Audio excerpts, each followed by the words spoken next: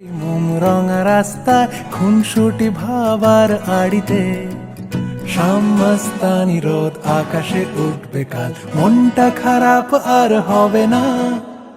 অনেক দিনের সেই ভালোবাসা টয় ট্রেন কুয়াশা স্টেশনে থেমে যাবে না। ছুটিতে যাই, ছুটিতে যাই। সবাইকে শুভেচ্ছা ও ভালোবাসা জানিয়ে আমি আফতাব হালদার। ছুটিতে যাই চ্যানেলে আজ আপনাদের দেখাবো সিমলা কুলু মানালির দ্বিতীয় পর্ব। যারা প্রথম পর্ব এখনো দেখেননি দেখে নেবেন, লিংকে দেওয়া আছে। তো পরের দিন সকালে টিফিন করলাম, নান চানা মটারা টিফিন করে কুলু মণিকরণের উদ্দেশ্যে বেরিয়ে পড়লাম। পথে কুলু সাইড সিন করিয়ে মণিকরণে গেলাম। দুপুরে রাস্তায় একটা ধাবাতে লাঞ্চ করলাম। লাঞ্চে ছিল ভাত, ডাল, চিকেন, সবজি। মণিকরণে যখন পৌঁছালাম তখন 2টো বেজে গেছে। মণিকরণ পুরোটা দেখে যখন আমরা গাড়ি ছাড়লাম তখন বাজে বিকাল 4টে। তারপর আমরা সোজা পাড়ি দেব সিমলার উদ্দেশ্যে। অনেকটা রাস্তা, প্রায় 200 কিমি কাছাকাছি। সুন্দরনগরে একটা ধাবাতে গাড়ি দাঁড় করালাম। তখন প্রায় রাত 8টা বাজে। ওই ধাবাতে সবাইকে রাতের ডিনার করার ব্যবস্থা করে দিলাম, কারণ সিমলা হোটেলে যখন পৌঁছাবো তখন রাত 1টা থেকে 2টো বেজে যাবে। তাই ওই ধাবাতে রাতের ডিনারের ব্যবস্থা করে দিলাম। ডিনার সেরে যখন আমরা গাড়ি ছাড়লাম তখন প্রায় রাত 10টা বেজে গেছে। রাতে পাহাড়ি রাস্তায় একে বেঁকে গাড়ি উঠছে নামছে, দারুণ লাগছে। পাশে গাড়ি থেকে মুখ বাড়িয়ে নিচের ভিউ পয়েন্টে গুলো দেখছি, কি অপূর্ব দৃশ্য বলে বোঝানো যাবে না। যাই হোক, সিমলায় গুলমার্গ হোটেলে যখন পৌঁছালাম তখন রাত 1:30 বাজে। আমাদের হোটেলে পৌঁছানোর আগে কোলে ট্রাভেলসের কর্ণধার চিরঞ্জিত দা হোটেলে বলে রেখেছিল আমাদের ঢুকতে দেরি হবে, তাই রুমগুলো রেডি রাখতে প্রত্যেকটা রুমের চাবিগুলো রিসেপশনে রেডি করাই ছিল। আমরা পৌঁছে রিসেপশন থেকে চাবিগুলো নিয়ে সবাইকে দিয়ে দিলাম। সবাই তাড়াতাড়ি যে যার রুমে চলে গেল।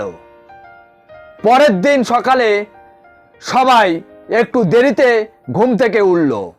সকালে টিফিন ছিল লুচি তরকারি। টিফিন খেয়ে আমরা সোজা চলে গেলাম গ্রিন ভ্যালি কুবরি ফাগু দেখতে। কুবরিতে যখন পৌঁছালাম তখন 12টা বাজে। হাওড়া পাচারুল বিবেকানন্দ ভ্রমণ সোসাইটির যিনি ম্যানেজার সুজিত দা আর আমি দুজনে ঘোড়াওয়ালাদের সঙ্গে কথা বলে দাম দক্ষিণে ঠিক করে নিলাম। সবাইকে ঘোড়ায় করে পাঠিয়ে দিলাম ফাগুতে। আমি গাড়ি পার্কিং জোনে ছিলাম। আমি আর ঘোড়ায় ফাগুতে গেলাম না। সুজিত দারা যখন পার্কিং জোনে ফিরে এলো তখন প্রায় 4টে বাজে। সবাইকে নিয়ে আমি ওখান থেকে গাড়ি ছাড়লাম। হোটেলে পৌঁছে সবাইকে লাঞ্চ করালাম। ওই দিন লাঞ্চে মেনু ছিল ভাত, ডাল, সবজি, মটন কষা, চাটনি। সবাই খুব তৃপ্তি করে খেয়েছিল। তারপর একটু বিশ্রাম করে আবার বেরিয়ে পড়ল সিমলা ম্যালের উদ্দেশ্যে। আমাদের সিমলায় গুলমার্গ হোটেলটা ছিল একদম ম্যালের পাশে, তাই হেঁটে কালীবাড়ি দর্শন করালাম। আর ম্যালে সবাই খুব ঘুরছে, ছবিও তুলছে, সবাই দারুণ মজা করছে। সন্ধ্যায় যখন সবাই হোটেলে টিফিন খেতে এলো, সবাইকে টিফিন দিলাম ডিমের ডেভিল স্যালাড। টিফিন খেয়ে আবার ম্যালে সবাই ঘুরতে চলে গেছে।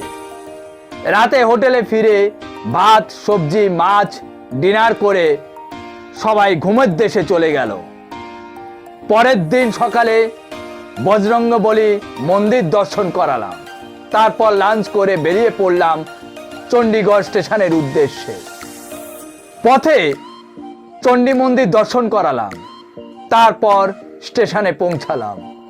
এবার গেস্টদের মুখ থেকে শুনুন আমাদের পরিষেবা কেমন ছিল। এখন কোন জায়গায় দাঁড়িয়ে আছো? চণ্ডীগড় স্টেশনে। কোথায় এসেছিলে? সিমলা, কুলু মানালি। কেমন লাগলো? খুব ভালো।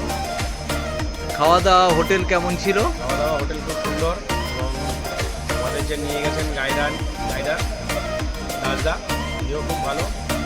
ধন্যবাদ ওনাকে আর সঙ্গে করে ট্রাভেলস। কতজন গিয়েছিলে আপনারা? 68 জন। কেমন পরিষেবা পেয়েছেন টোটাল? খুব ভালো পরিষেবা, খুব সুন্দর, খুব ভালো। আজ এখানে শেষ করছি। সবাই ভালো থাকবেন, সুস্থ থাকবেন। আর আমাদের আরও একটা খবরের চ্যানেল আছে, বেঙ্গল নিউজ। যে খবর আপনারা কোনো টিভি চ্যানেলে দেখতে পাবেন না, সেটাই আমরা দেখাই। আমরা সব সরকারকে প্রশ্ন করি। এই হচ্ছে সাংবাদিকের কাজ। প্রতিদিন সন্ধ্যায় দেখতে পাবেন। Tata, bye bye.